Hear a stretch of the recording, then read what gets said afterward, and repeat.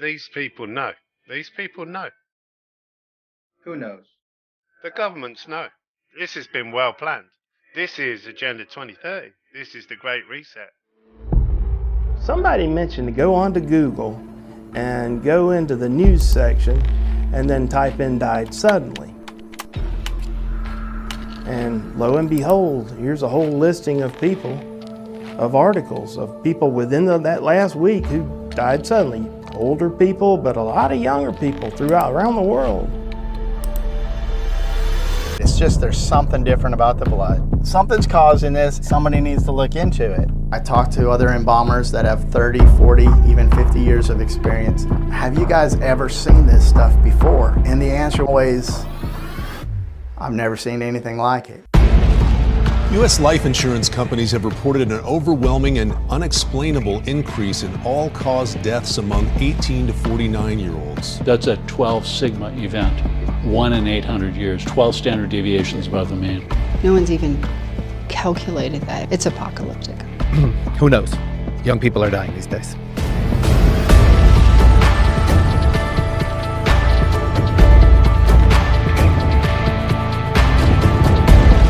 This is different. This isn't normal. The dead can't speak for themselves, so therefore, I have to speak for them.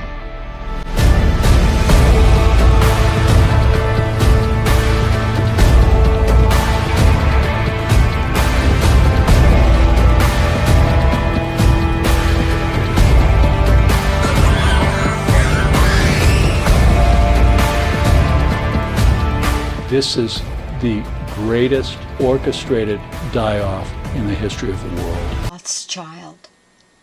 Anyone can do this. You can analyze someone to see what their makeup really is. Anybody can do this.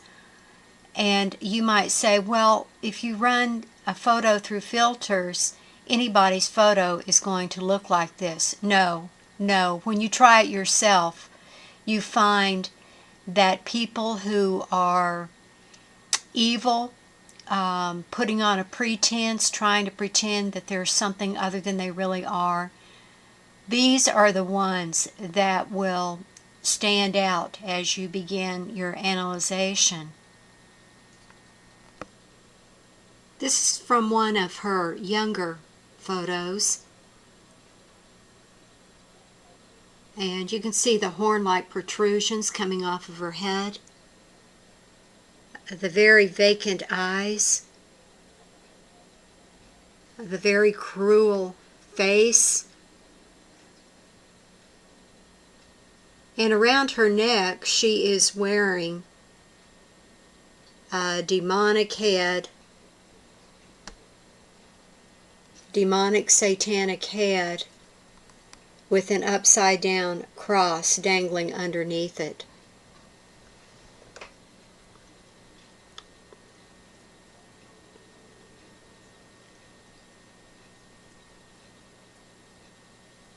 The head on the necklace has horns, of course. I tried to analyze her vineyard first. A photo of her vineyard, Opus Vineyard. And I tell you the truth, I worked on it a little bit last night. I was so sick, I had to stop. I couldn't continue because their blood rituals are performed. Rothschild could possibly mean, the name Rothschild could possibly mean red child or sacrificed child. I read an account of a tourist going to her vineyard on a tour and going into that main building. And the tourist said there was such a heavy, oppressive feeling in the air that something was terribly, terribly wrong in there. They said a lot of rooms were locked off, but you could actually see inside of them.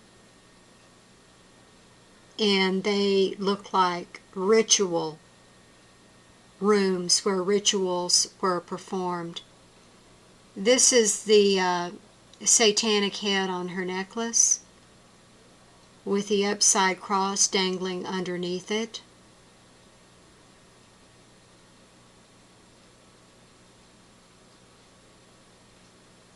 There's the head. It's got horns. She's coated with entities, demonic entities. And normal people do not look like this. I've run myself through filters, people I know through filters. Your normal, average, kind human being with a true heart of love will not look like this. You can see the demonic entities on her forehead, and she's got them off to the sides here.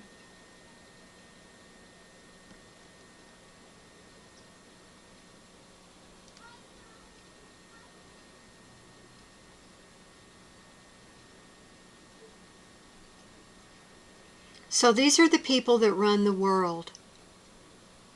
I thought you might want to take a look and see what they're about. Baroness Rothschild, Filippini. These are the entities on her forehead. You can see the sharp teeth, the one on the right.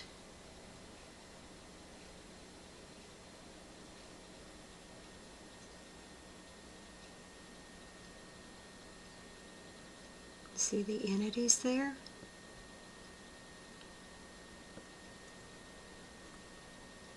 The eyes are the windows to the soul. And like I said, anyone can do this. You can run a photo of someone that you suspect through filters. And it doesn't lie. This process doesn't lie. Here's the photo that I analyzed of her in her younger years. And here's the necklace with the Baphomet head and the upside down cross.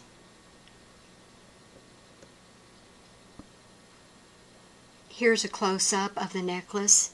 It's gold, probably pure gold.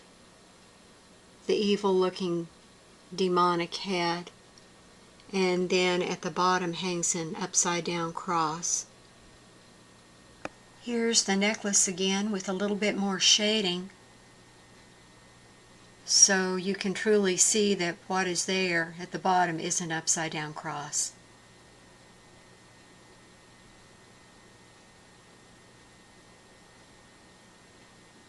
These people run the world.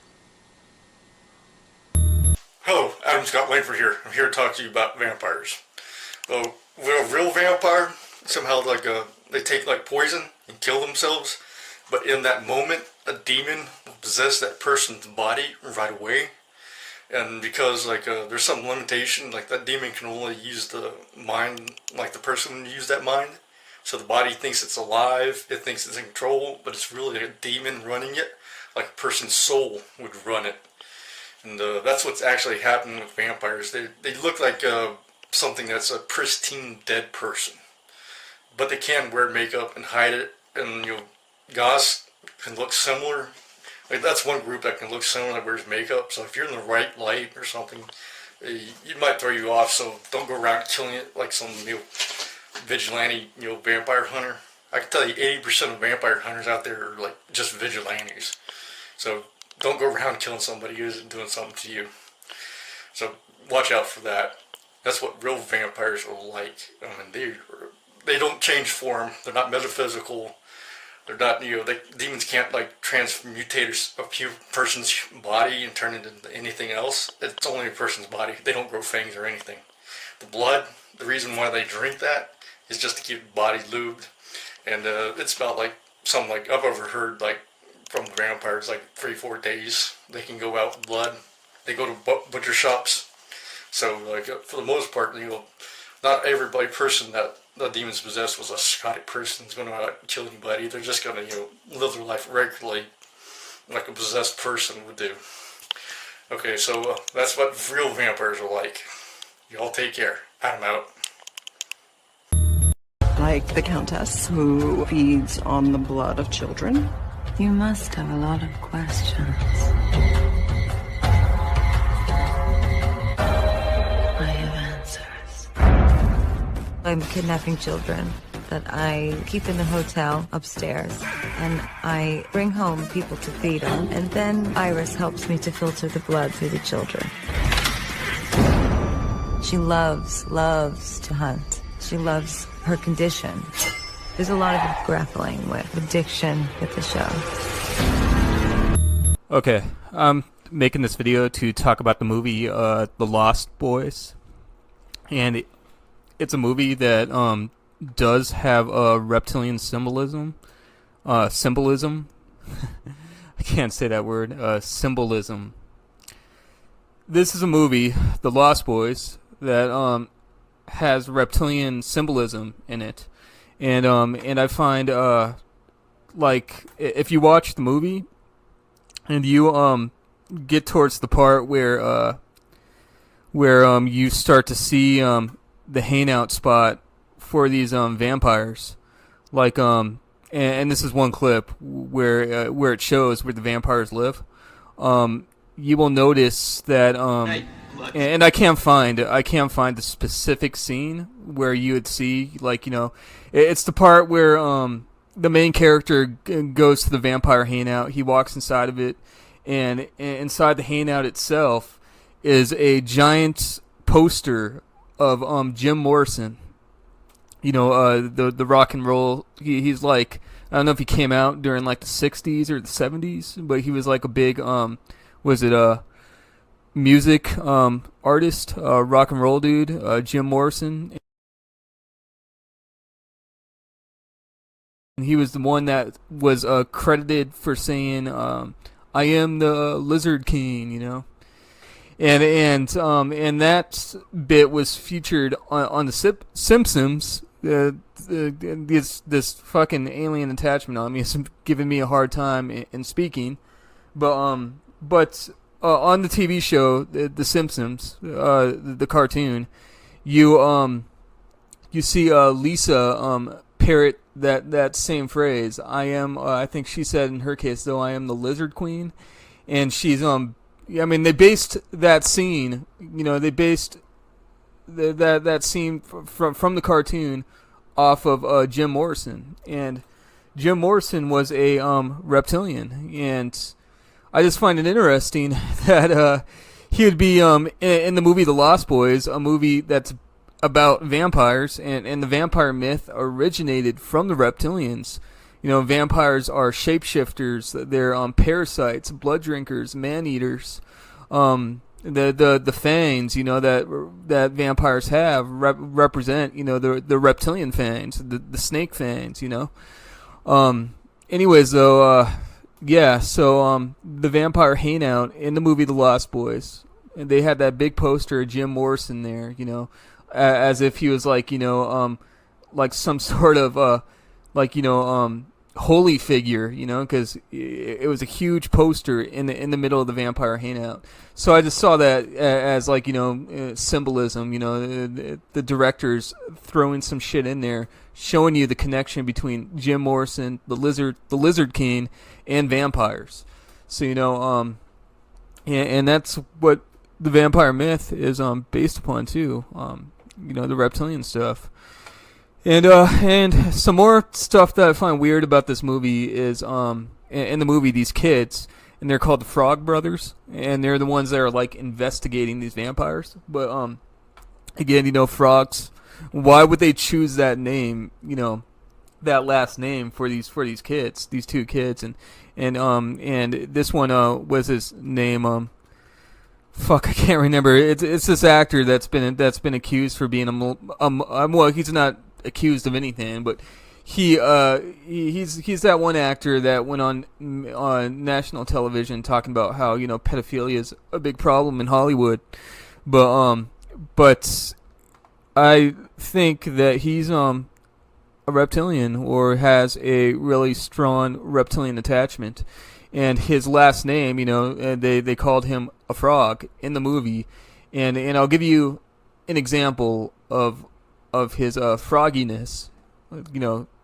watch this clip. Just hear his voice. You hear his voice? That voice is super deep. I mean, and he had to been like 12, 11, years of age in this clip here. And I mean, no kid should be having a voice like that, a very deep ass voice. That's where you get the term, there's a frog in your throat, and we've heard that saying before, there's a frog in your throat. I think that ties to reptilian possession, when you have one of these reptilian attachments on you, and sometimes, you stumble over your own words, or like you're talking and then midway you just, you start choking over your own words, coughing or some shit, and the saying goes, oh shit, sorry, I have a frog in my throat, Well, maybe you have an astral, entity that walked through you, or some sort of reptilian attachment that is not allowing you, to talk or say something that you shouldn't be saying, at least that you shouldn't be saying in its eyes. But yeah, so you got. What was that? Little vamp. It's interesting, man, because he sounds like a kid throughout the movie, but there's certain scenes within the movie where his voice suddenly gets very deep and almost like a, quote unquote demonic like, and again, that's, the term, sounds like he has a frog in his throat, and interestingly enough, his last name in this movie is Frog. So and they pulled that same type of shit too, with the movie what's it called, Dusk Till Dawn, which is another vampire movie with reptilian symbolism in it, because the head vampire in that movie that was played by Salma Hayek. She actually turns into a snake woman. Like, she actually shapeshifts in that movie into a reptilian, lizard, snake-like vampire. And the guy that kills her, George Clooney's character, and the other dude, I can't, I think it's, what's his name, man? It's right in the back of my head, though, but if you guys seen the movie, you would know that George Clooney and he had a brother in that movie, and they were like, they were called their last name in that movie was Gecko, and they were known as the Gecko brothers. So again, geckos, lizards and geckos are known for their camouflage, right? And they're able to blend in well with their environments, to the point to where they're able to, I think, change their very skin pattern into matching their surroundings. That's what a gecko is, I think. But but it's symbolism, though. And they're telling us that it's probably a way for them to say that these actors that are playing these main characters are vampires themselves, in real life. So I don't know why. I really don't understand why they throw these kind of this kind of symbolism in their movies, man.